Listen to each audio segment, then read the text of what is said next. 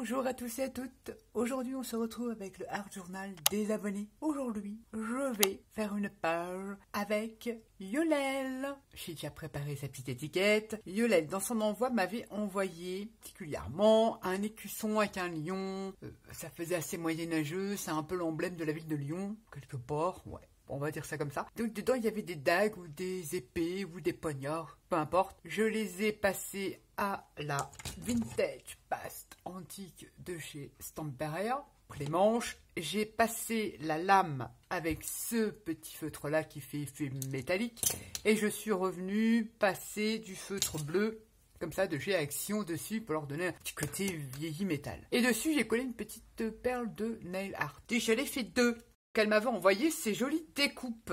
Donc ça m'a inspiré, parce que j'aime beaucoup le Moyen-Âge, c'est une période qui m'intrigue. C'est mystique le Moyen-Âge. Enfin bref, dans un vieux livre de récup, j'ai pris, oui c'est un vieux livre, j'ai pris cette jolie damoiselle dans les tons de bleu. Faut savoir qu'au Moyen-Âge, la couleur bleue et la couleur or étaient réservées pour les nobles. J'ai pris ceci, et comme j'adore le bleu, et j'ai pris ces personnages-là, ce petit couple d'amoureux. C'est sur un livre qui était complètement mort et trempé et que j'ai récupéré à la poubelle et que j'ai découpé plein de trucs dessus. C'est même dommage parce qu'il était très intéressant ce livre-là, mais irrécupérable. De la gaze, qu'est-ce que je vais utiliser? Des feuillages comme ceci. Alors ça, c'est un dice qui vient de la boutique Coco Rosa, qui est vraiment magnifique. Je l'ai fait dans du papier patouille, c'est pour ça qu'il a un effet un peu comme ça, dans les tons de bleu et vert. Et j'ai également utilisé, peut-être, je sais pas si je la mettrai, une découpe de dice de chez Action, dans les dernières collections. J'aime beaucoup cet effet tombant comme ça. Également, on va utiliser, ça c'est un dice de chez Tim Holtz, c'était la fenêtre un peu Moyen-Âge, c'est vieux ça, je sais même pas s'ils la refont encore, ouais sûrement, que je suis venue avec la Vintage Antique Past. Par contre là je l'ai ressuyé pour faire vraiment l'effet bois.